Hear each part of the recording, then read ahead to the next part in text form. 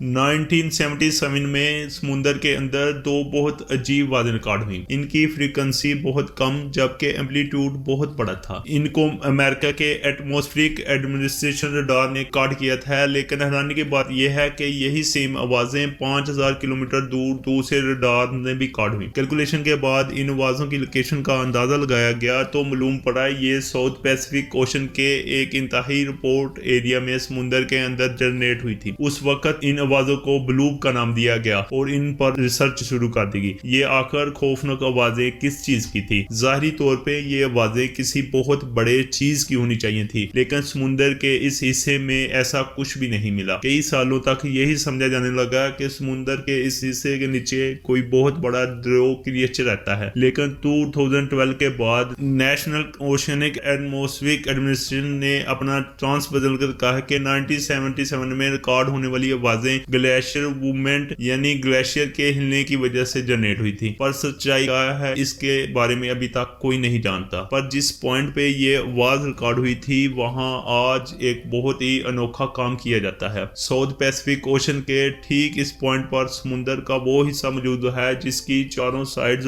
पर हजारों मील तक जमीन का कोई भी हिस्सा नहीं है। इसको ओशियनिक पोल के साथ साथ पॉइंट नीमो भी कहते हैं। यहाँ से जमीन का करीबी टुकड़ा तकरीबन 2688 किलोमीटर दूर है। ये करीबी टुकड़ा भी किसी काम का नहीं क्योंकि ये साउथ पोल यानी एंटार्कटिका है। पॉइंट नीमो से करीबी आबादी वाला लैंड मास चिली का साहली हिस्सा है जो 3334 किलोमीटर, जबकि दूसरी साइड पे न्यूजीलैंड है जो 4700 किलोमीटर दूर है। यही वजह है कि पॉइंट नीमो को दुनिया का सबसे वीरान और बियाबान हिस्सा तस्वर किया जाता है। इतना वीरान के यहाँ सबसे करीबी ह्यूमन जमीन पे नहीं बल्कि हैरतअंगेज तौर पर इंटरनेशनल स्पेस स्टेशन में बैठे एस्ट्रोनॉट है जो दिन में एक या दो मरतबा पॉइंट नीमो के 400 किलोमीटर ऊपर से गुजरता है। दुनिया से कटे रहने के बावजूद भी पॉइंट नीमो बेमकसद नहीं है। समुंदर के इस हिस्से के नीचे इंसानों की वो इन्वेंशन दबी है जिसके लिए कभी पैसा दरिया की तरफ बहाया जाता था। जी हाँ, पॉइंट नीमो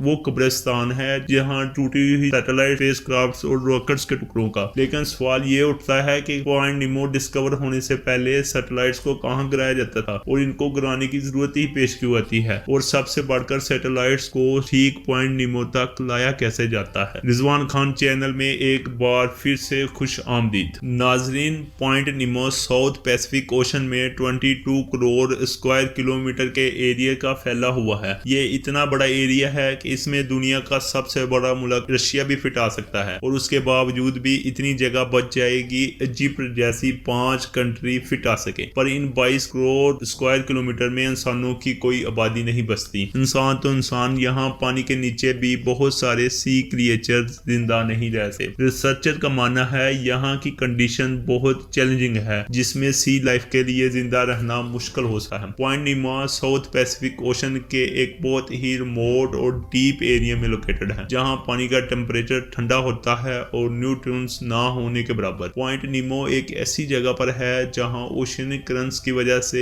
पानी के तेज बहाव की वजह से न्यूट्रॉन की कमी होती है। यह पानी ओशन के इस हिस्से में गोल गोल घूमता रहता है, यानी पैसिफिक ओशन के दूसरे हिस्सों का पानी यहाँ सही से फ्लो नहीं हो पाता, जिसकी वजह से यहाँ न्यूट्रॉन्स की कमी होती है। और जहाँ भी न्यूट्रॉन्स कम होते हैं वहाँ प्लैंकटन और दूसरे माइक्रोस्कोपिक ऑर्गेनिज्म भी कम होते हैं जो फूड चेन का बायस बनते हैं। इस एरिया में ओशन की गहराई लगभग 3700 मीटर या फिर 12100 फीट है। इतनी गहराई तक सनलाइट का पहुंचना नामुमकिन है, इसलिए यहाँ फोटोसिंथेसिस भी नहीं हो सकती। कुछ सी लाइफ होती भी है तो वो डीप सी ऑर्गेनिज्म जैसे स्क्वाइड्स, बायोलुमिनेसेंट फिश और दूसरे डीप सी क्रिएचर हो सकते हैं जो एक्सट्रीम कंडीशन में सर्वाइव कर सके। 1992 में पहली बार एक कैनेडियन इंजीनियर ने पॉइंट नीमो को मुख्तलिफ मैथमेटिक कैलकुलेशन करके डिस्कवर किया। ये जगह इतनी रिमोट है जिसने इस पॉइंट को डिस्कवर किया आज तक वो खुद भी यहाँ नहीं गया।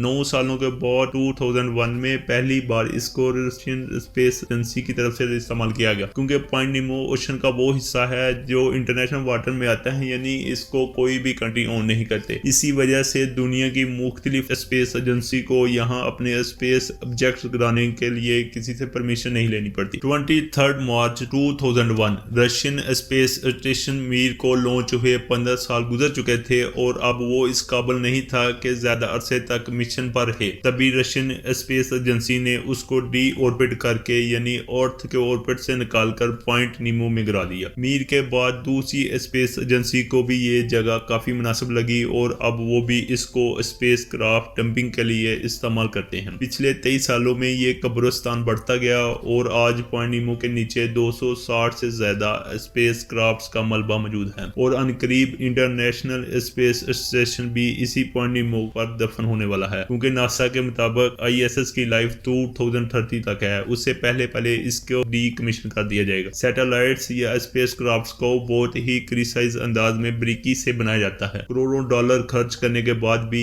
ये हमेशा रहने के लिए नहीं बनते। जैसे मुख्तलिफ प्रोडक्ट्स की एक्सपायरी डेट बनाते वक्त ही लिख दी जाती है, ऐसे ही स्पेस में घूमने वाले ऑब्जेक्ट्स की भी एक एक्सपायरी डेट होती है और उस एक्सपायरी डेट के बाद उनको अर्ली क्रैश करना बहुत जरूरी होता है। अगर ऐसा ना किया गया तो space craft out of control होकर कभी भी ऑर्बिट से निकलकर जमीन पे अनकंट्रोल्ड तरीके से गिर सकता है। 1978 में कॉस्मोक 954 एक सोवियत सैटेलाइट थी। उसमें कोई मसला हुआ और उसका कांटेक्ट बेस स्टेशन से टूट गया। अब वो सैटेलाइट बेकाबू होकर कुछ वक्त तक अपने ऑर्बिट में रही, लेकिन आखिरकार कई महीनों के बाद वो ऑर्बिट से निकलकर जमीन की तरफ बढ़ने लगी। जिस चीज का डर था वही हुआ। उसने अर्थ में अनकंट्रोल एंट्री की और सबसे बड़ा खतरा इसका आउट ऑफ कंट्रोल होना नहीं बल्कि इसमें मौजूद न्यूक्लियर रिएक्टर था, जिसकी वजह से इस सैटेलाइट को पावर मिलती थी। ये सैटेलाइट तो आसमान के ही जलकर राख होगी, लेकिन रेडियो एक्टिव मटेरियल में पूरे नॉर्थ कनाडा में फैल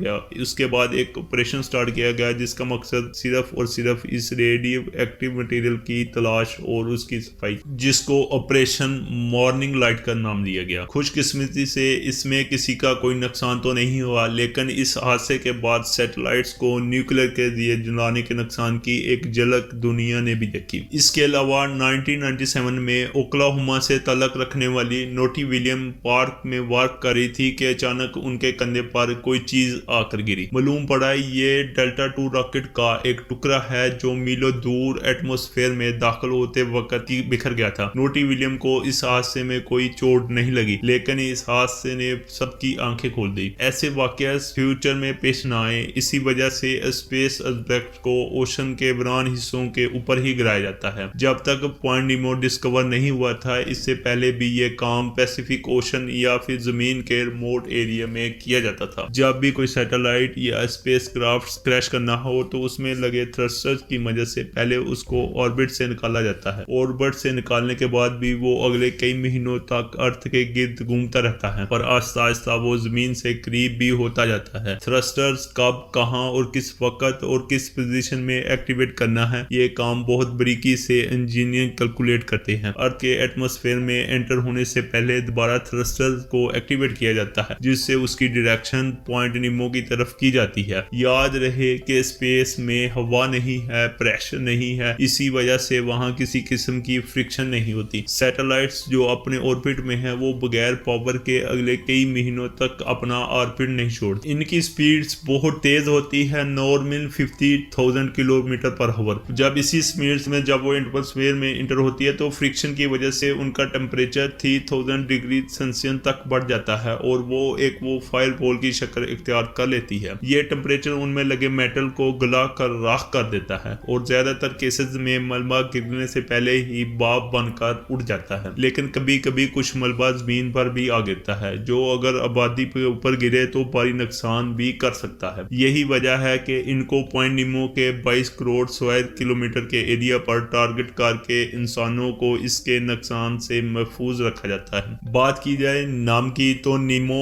एक लैटिन वर्ड है जिसका मतलब है नो वन। यहाँ ना इंसान रहते हैं ना समुद्री मखलूक। ये लोकेशन भी कुछ ऐसी है, यहाँ से शिप्स का गुजरना भी नहीं होता। ऐसी लोकेशन को अवॉइड करते हैं जहाँ प्रॉब्लम की सूरत में मदद आना मुश्किल हो। अगर आप पॉइंट नीमो में कभी फंस जाएं तो यहाँ शिप के जरिए मदद आने 2 हफ्ते लगेंगे और 3000 किलोमीटर तक ट्रैवल करने वाले हेलीकॉप्टर्स पूरी दुनिया में सिर्फ गिने चुने ही हैं और उनकी भी कोई गारंटी नहीं है कि वो 3000 किलोमीटर का डिस्टेंस बिना रिफ्यूलिंग के तय कर सके। अगर कर भी लिया तो वापसी का फ्यूल नहीं बचेगा। पॉइंट नीमो तक पहुंचना और वहां तक अंडर वाटर रिसर्च करना साइंटिफिक कम्युनिटी का एक ख्वाब है। हो सकता है आने वाले वक्त में यहाँ रिसर्च हो और 1977 में आने वाली आवाज़ों के राज बेनकाब हो सके। उम्मीद है ये वीडियो आप लोगों को पसंद आई होगी। अल्लाह आप लोगों का हामी नासिर हो।